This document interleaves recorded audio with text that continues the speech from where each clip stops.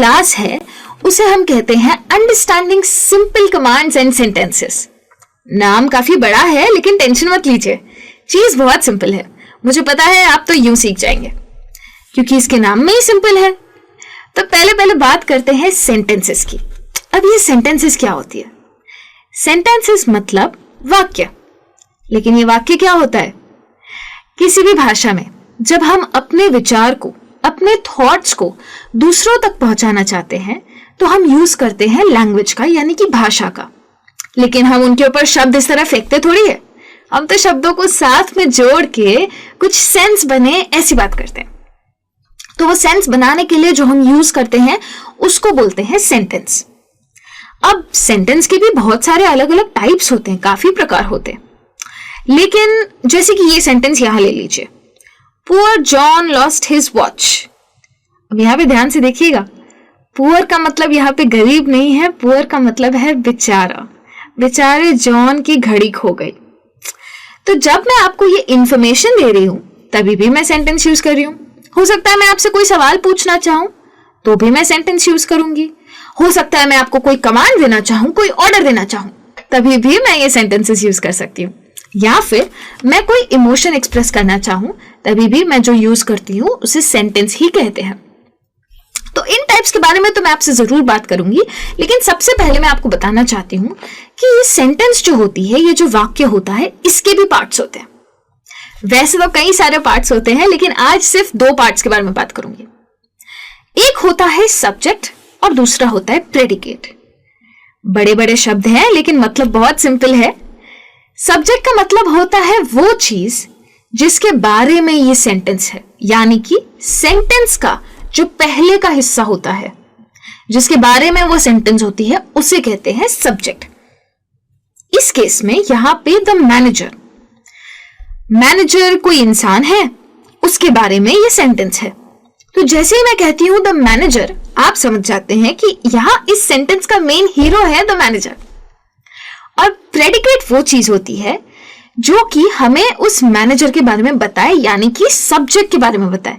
तो सब्जेक्ट के बारे में जब भी हमें कुछ पता चलता है तो वो सेंटेंस के आखिरी हिस्से से पता चलता है, इसीलिए उस हिस्से को हम कहते हैं प्रेडिकेट। अब जैसे कि आपके सामने यहां एक सेंटेंस है। सेंटेंस है the cat is sleeping in the room. अब आप इस सेंटेंस को देखिए। सेंटेंस किसके बारे में है? कैट के बारे में। तो कैट हो गई क्या? सब्जेक्ट। कैट कर क्या रही है? कैट कमरे में सो रही है। The cat is sleeping in the room. तो is sleeping in the room हो गया हमारा प्रेडिकेट। वैसे ही अगर आप एक दूसरी सेंटेंस देखें, ही रीड्स। ही कौन है? वैसे तो ही एक प्रोनाउन है, हो सकता है उनका नाम जॉन हो। मुझे जॉन बार बार नहीं कहना, इसलिए मैं कह रही हूं ही। इसके बारे में जरूर बात करेंगे, चिंता मत कीजिए। लेकिन अभी के लिए ही हो गया हमारा सब्जेक्ट, क्योंकि करता कौन है? ही।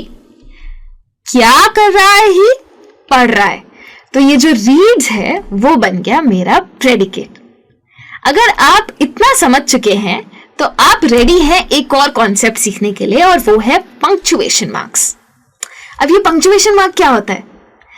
किसी भी सेंटेंस के एंड में अगर मैं बताना चाहती हूं कि अब मुझे रुकना है, एक विचार हो गया, रुकूंगी, तब मैं यूज करती हूं फुल स्टॉप। फुल स्टॉप को इंग्लिश में कहते हैं पीरियड और हिंदी में कहते हैं पूर्ण विराम। तो अगर मैंने आपको कोई इंफॉर्मेशन दे दी, जैसे कि मैंने आपको कह दिया I am going to the zoo या I am going to the office, तो आप देख रहे हैं ना, जब मैं जू और ऑफिस कह रही हूं तो मैं रुक रही हूं, 2 सेकंड का पॉज ले रही हूं। इस पॉज को कहते हैं फुल स्टॉप। यहां इस वीडियो में आप देख सकते हैं कि मैंने सेंटेंस के एंड में एक डॉट लगाया है।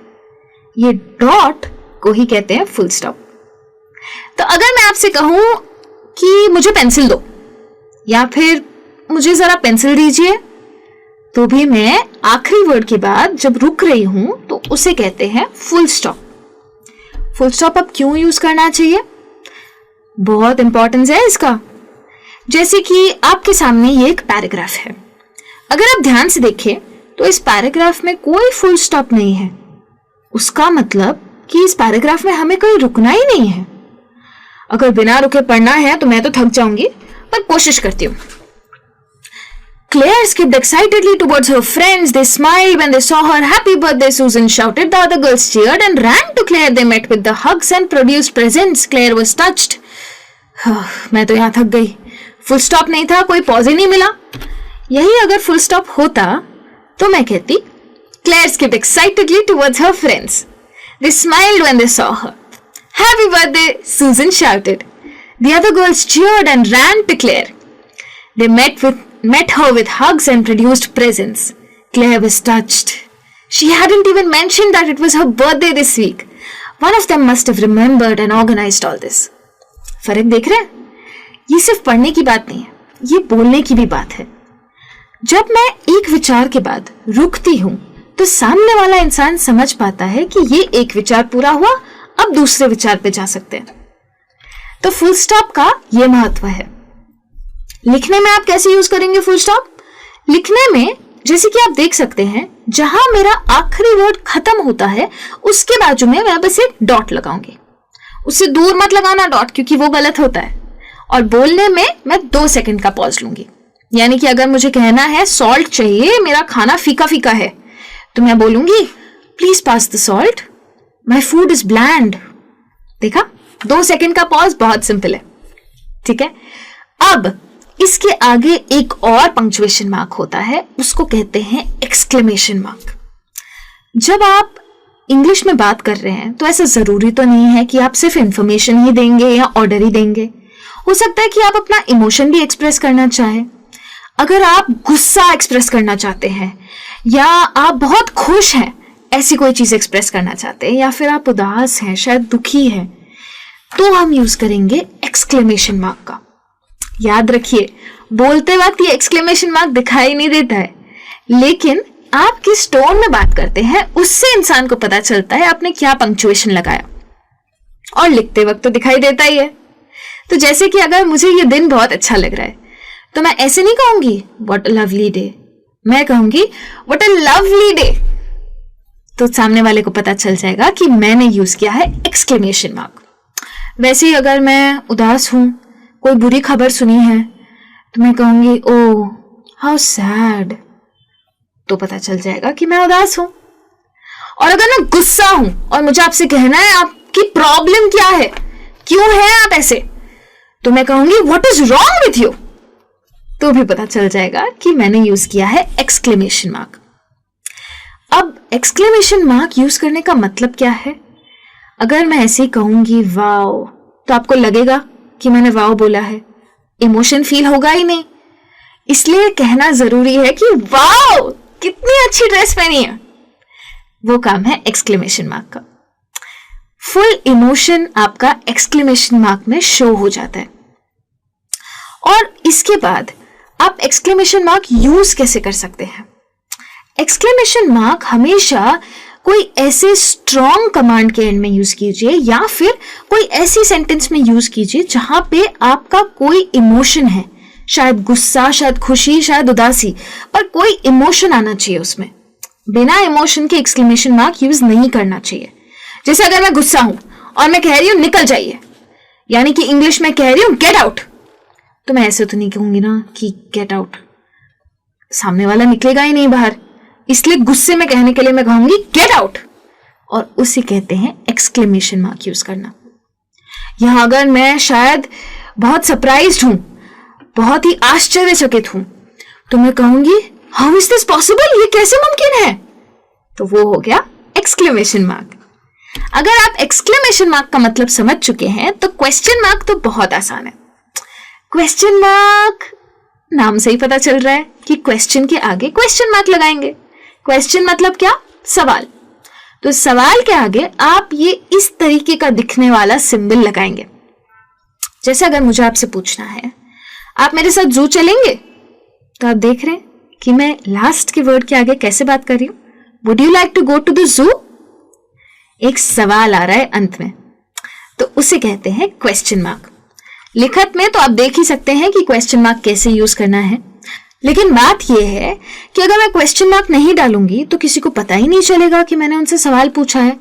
जैसे कि अगर मैं कहूंगी कहां जा रहे हो, तो पता ही नहीं चलेगा कि मैं सवाल पूछ रही हूँ। हाँ, मेरे शब्द तो कह रहे हैं कि कहाँ जा रहे हो, लेकिन जब तक मैं टोन नहीं डालूंगी एंड में, तब कोई जवाब कैसे देगा मुझे? तो मुझे पूछना पड़ेगा, वेयर आर यू गोइंग? तब कोई जवाब देगा, आई एम गोइंग होम। ठीक है, तो पंक्चुएशन मार्क का तो ये इंपॉर्टेंस है।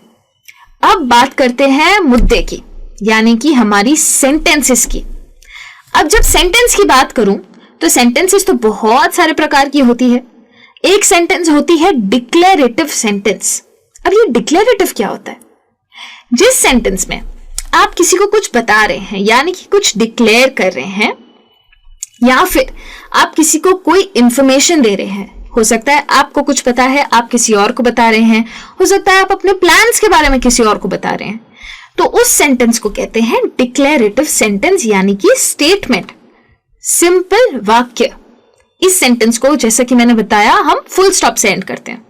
जैसे मैं बताना चाहती हूं कि मेरी मम्मी बीमार है, तो मैं कहूंगी माय मदर इज सिक, तो ये हो गई स्टेटमेंट। या फिर मेरे सर में दर्द है, तो मैं कहूंगी आई हैव अ हेडेक, तो ये हो गया सिंपल सेंटेंस, यानी कि डिक्लेरेटिव सेंटेंस। उसके बाद आते हैं इंटरोगेटिव सेंटेंस। अब ये इंटरोगेटिव सेंटेंस क्या होता है? नाम बहुत बड़े बड़े हैं अंग्रेजी में, लेकिन मतलब इनके बहुत आसान है। याद है मैंने आपसे क्वेश्चन मार्क की बात की थी? तो ये इंटरोगेटिव सेंटेंस, ये क्वेश्चन मार्क वाली सेंटेंस होती है, यानी कि सवाल पूछने को इंग्लिश में कहते हैं इंटरोगेटिव सेंटेंस। तो हो सकता है कि आप किसी से इंफॉर्मेशन मांग रहे हैं, या आप किसी से कोई रिक्वेस्ट कर रहे हैं, शायद आप चाहते हैं कि कोई और आपके लिए कुछ कर दे, तो आप उनसे पूछेंगे। जब आप पूछना चाहते हैं तब आप इंटरोगेटिव सेंटेंस यूज करते हैं। जैसे कि मैं आपसे पूछना चाहती हूं, आप ठीक तो है? तो मैं कहूंगी आर यू ओके? देखना, डिक्लेरेटिव सेंटेंस और इंटरोगेटिव सेंटेंस बहुत अलग अलग है। इंटरोगेटिव सेंटेंस बनाने का तरीका भी अलग है। अगर मैं आपसे पूछना चाहती हूं आपको ये पसंद आया, तो मैं कहूंगी डिड यू लाइक इट, और मैं लगाऊंगी एंड में क्वेश्चन मार्क। इंटरोगेटिव सेंटेंसेस के बारे में और काफी बातें करने वाली हूं आपसे आगे, लेकिन अभी हमें बढ़ना है एक्सक्लेमेशन सेंटेंसेस पे। एक्सक्लेमेशन सेंटेंसेस मेरी तो फेवरेट टाइप की सेंटेंसेस है, क्योंकि इंसान का इमोशन तो इन्हीं सेंटेंसेस में दिखता है। तो जैसे कि मैंने कहा, आप मुझे बहुत पसंद है, मैं बहुत खुश हूं, या मैं बहुत गुस्सा हूं, तो मैं यूज करूंगी एक्सक्लेमेशन सेंटेंस। और याद है मैंने पंक्चुएशन की बात की थी, एक्सक्लेमेशन मार्क, एक डंडी और छोटा सा फुल स्टॉप, उसे कहते हैं एक्सक्लेमेशन मार्क। तो अगर मुझे आपको बर्थडे विश करना है, तो मैं कहूंगी हैप्पी बर्थडे विनय, तो ये हो गया एक्सक्लेमेशन सेंटेंस। अगर मुझे कुछ बहुत पसंद आ गया है, जैसे किसी का कुत्ता जा रहा था और मुझे पसंद आ गया, तो मैं कहूंगी व्हाट अ क्यूट पपी। और अगर मुझे कहना है कि तुम्हारी हिम्मत कैसे हुई ये बोलने की, तो मैं कहूंगी how dare you say that, तो मैंने यूज की है एक्सक्लेमेशन सेंटेंसेस। या फिर गुस्से में कहना चाहती हूं मुझे बीच पे नहीं जाना, तुम बहुत अच्छे हो, तो मैं कहूंगी I don't want to go to the beach, you are amazing. देख रहे हैं फर्क? गुस्सा और खुशी, ये दोनों एक्सप्रेस करने का कैपेबिलिटी है एक्सक्लेमेशन सेंटेंसेस में। और अब बात करते हैं चौथी और आखिरी सेंटेंस की, जो कि है इंपेरेटिव सेंटेंसेस। इसका भी नाम बहुत बड़ा है, मतलब बहुत आसान है, इसे कहते हैं कमांड्स। अगर आप किसी को कोई इंस्ट्रक्शन दे रहे हैं, या ऑर्डर दे रहे हैं, या किसी से कुछ डिमांड कर रहे हैं, जैसे कि मैंने आपसे कहा था ना थोड़ी देर पहले, पास मी द सॉल्ट, तो मैं आपसे कुछ मांग रही हूं, लेकिन मैं दे रही हूं आपको इंस्ट्रक्शन, आपको मुझे सॉल्ट देना है, बस, तो उसे कहते हैं कमांड। ये जो कमांड्स होते हैं ना, ये बहुत छोटे होते हैं। 5 बजे पहुंच जाना, बी देयर एट 5, तो ये हो गया कमांड। इसमें कोई इमोशन नहीं होता है, जरूरी नहीं है कि आप स्ट्रिक्टली कमांड दें। कमांड देना बहुत सिंपल होता है, आप एकदम शांत स्वभाव से भी कमांड दे सकते हैं। आप बोल सकते हैं कि मेरे लिए रुकना, तो उसका मतलब ये तो नहीं कि आप गुस्सा कर रहे हैं, आप कह सकते हैं वेट फॉर मी, तो हो गया कमांड। कमांड सबसे इजी इसलिए होते हैं क्योंकि ये छोटे छोटे होते हैं, और इसके आगे वही आता है जो कि स्टेटमेंट में आता है, यानी कि फुल स्टॉप। बिना इमोशन के बड़ी शांति से किसी को कुछ देना है, इंस्ट्रक्शन देना है, डिमांड रखनी है या फिर ऑर्डर देना है तो आप यूज करेंगे कमांड्स। रास्ते पे आपने कुछ ऐसे साइंस तो देखे ही होंगे। गवर्नमेंट आपको ऑर्डर दे रही है, रुक जाओ, सिग्नल है, डेंजर है, धीरे चलाओ। रास्तों पर दिखते हैं ना ये साइंस, ये सब है कमांड्स। कभी सोचा था कि रोज आप यही सब देखते हैं लेकिन इसके नाम नहीं पता थे? इंग्लिश ऐसी तो भाषा है, सिर्फ नाम बड़े बड़े हैं लेकिन लैंग्वेज बहुत इजी है। आज हमने देखते देखते 4 चीजों के बारे में सीख लिया। सेंटेंसेस में हमने डिक्लेरेटिव सीख ली, हमने इंटेरोगेटिव सीख ली, एक्सक्लेमेटरी सीख ली और इंपेरेटिव भी सीख ली। सिंपल भाषा में कहूं तो साधारण वाक्य भी सीख लिया, सवाल पूछना भी सीखा, कोई इमोशन दिखाना भी सीखा और किसी को ऑर्डर देना भी सीखा। तो ये 4 टाइप्स की सेंटेंसेस थी। अगर ऐसा कुछ भी है जो आप नहीं समझे हैं या किसी चीज के बारे में सवाल पूछना चाहते हैं तो जल्द